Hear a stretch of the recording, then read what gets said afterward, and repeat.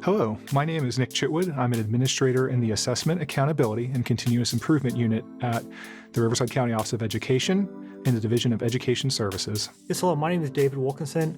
I'm a director within Information Technology Services over the IT Infrastructure and Support Group here within the Administrative and Business Services Division for AACI. My name is Fernando Enriquez. I'm a coordinator in Early Education Programs, Early Education Services Division, the Riverside County Office of Education. My name is Brian Sousa. I'm the Administrator of Student Data and Achievement for the Riverside County Office of Education. Our data and collaboration journey began when we realized that the sort of work we wanted to get done wasn't just possible within our own unit. So we reached out to our IT division, and that evolved over time to include more and more divisions and more units. And so our journey really began as trying to solve a small problem, but then we realized that it was bigger than our unit, bigger than our division, and it truly was an organization-wide need that we needed to address. My involvement with the data initiative was an invitation I received one day via email from a colleague. Coming from early education programs, primarily serving preschool children, it was exciting to be able to join. We are often, to be honest, not at the table, so the inclusion of preschool services into the collaborative here at the Riverside County Office of Education really speaks to how open and collaborative we have become here. When we first started, I was kind of working in isolation. It wasn't until I got to be part of the collaborative and the conversations that come about, the sharing of information, the sharing of ideas, particularly the troubleshooting, the suggestions have been very valuable. From an IT perspective, there's several areas that we were really concerned with. A lot of it deals with data security, student data privacy, and data privacy in general. In addition to making the data accessible, we want to make the data secure and then actually make sure that our data of our students is protected across the whole county. We serve a very diverse population from rural to metro. So it really is imperative as a COE to be able to come together and understand all the different needs throughout our large service area. And we really are able to then see that and visualize that in our data. What works in one place is not always going to work in another place. Well, it's important to protect data in all settings because of the trust placed in us as stewards of district data. Once you pull in the whole county, that's over 420,000 students. So having strong collaboration and governance structures in terms of internally, but also as we work with districts is really important to maintain trust and to ensure that every student, while supported in terms of their data, is also protected. Data governance is critical to any data initiative. It provides a framework. Without that infrastructure, you don't know what people are putting up as data, what their data sources are, how accurate their data is. And so it really is the foundation to starting any kind of a data collaboration, any data initiative. You must start with your data governance. When we're looking at data governance, we're really looking at how do we make information secure?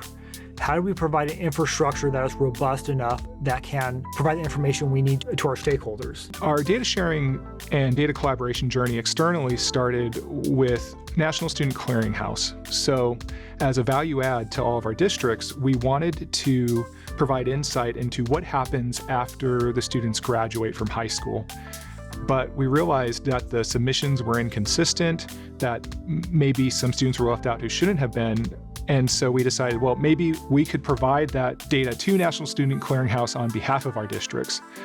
We noticed that our dropout rates were higher than perhaps they should have been given the reality on the ground. So we started on a journey of partnering with districts, looking at their data, and pointing out opportunities for cleaning up that data. And it's been a really positive experience for us in our districts in terms of them getting full credit for the successes they have in graduating kids. In the most recent release of graduation data, we actually had the highest graduation rate among large counties in California. We also operate the business system for the whole county. So we have the payroll of over 60,000 staff members flowing through our system here. So within IT, we're really trying to make sure we have an environment where we can provide this data. We do look at trying to measure our outcomes wherever possible, based on either payroll errors or closed tickets, since we do customer satisfaction surveys. We push our data and our dashboards out to numerous school districts and we can see the adoption and then what they do with that data. We want you to see the data. We want the data to be meaningful. We want the data to be readily accessible. We're able to internally take those same metrics and monitor them year-round in real time. And what that allows us to do is to always be aware of where we're headed, what problems to anticipate, and where our efforts are going to be best served to suit the needs of children. The California School Dashboard until recently wasn't even released into December. So oftentimes as leaders, we're responding to data from last year in December, trying to make changes when we're already halfway done with the school year. These partnerships and collaboration have enabled us to provide districts with more timely estimates of their dashboard outcomes. So instead of waiting till December to find out that something didn't work from last year, we have an earlier insight and districts can start making choices and improving their efforts for their students sooner. You have to be up to date on the security of the software you're using. So it's very critical that not only you, but obviously your IT department are up to date with security and keeping everything up to date. Something that we've really seen is how critical collaboration is across the enterprise. From an IT perspective, we have to create the systems so we can share this data and make these systems accessible. Through the collaborative, I'm able to reach out to a colleague who is then able to rather quickly be able to provide us county-wide information for TK. It's these kind of connections that really prove valuable. We have a lot of very skilled people across the different departments at our COE, and we're able to look at what's coming up around the corner, and we're able to adapt our practices to that, and then to be a resource for the districts as they have to navigate that same changing landscape of education. There are several ways that we try to help build ownership. We really want to invoke the stakeholders early so that they're actually involved in helping set up the solution. We want to empower our end users so that they have the tools and resources they need so they can do their job and provide the data. You should expect some challenges with adoption. With any technology, particularly if it's new, you're going to have technology adverse people. And so when we build our visualizations, we really try to build them to be exactly as they're intended to be, visual. We try to make it, again, as accessible as possible. Some people have been able to do that rather easily, and some people have been quite challenged. But again, having very clear procedures, very clear, I produce videos as well on how to do it. As long as you're able to anticipate those things are going to happen and you're able to have a venue or an avenue for people to successfully overcome those, it's possible.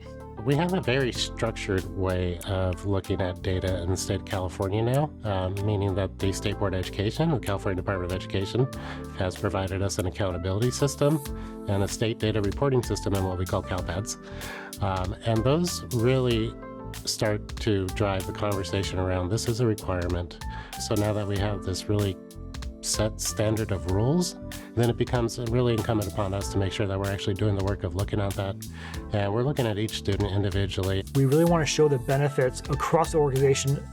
By being able to show the wins that we're doing, it really helps reinforce what we're doing and help people to buy in. I think anytime you have to look at securing buy-in, you're really looking at making sure people understand why these things are important. You have to make a good business case. It is important to be able to come in with a vision of what it is that you're trying to do, to be able to have some people behind you who are with your vision. The stuff I really wish I knew early on was change takes time. Take the small wins you get and work with them. The world of data collaboration and governance is ever-changing, and if there is one thing that I would advise somebody, or I wish somebody had advised me when I had started, is just to be extremely flexible and always ready to have new data-driven ideas.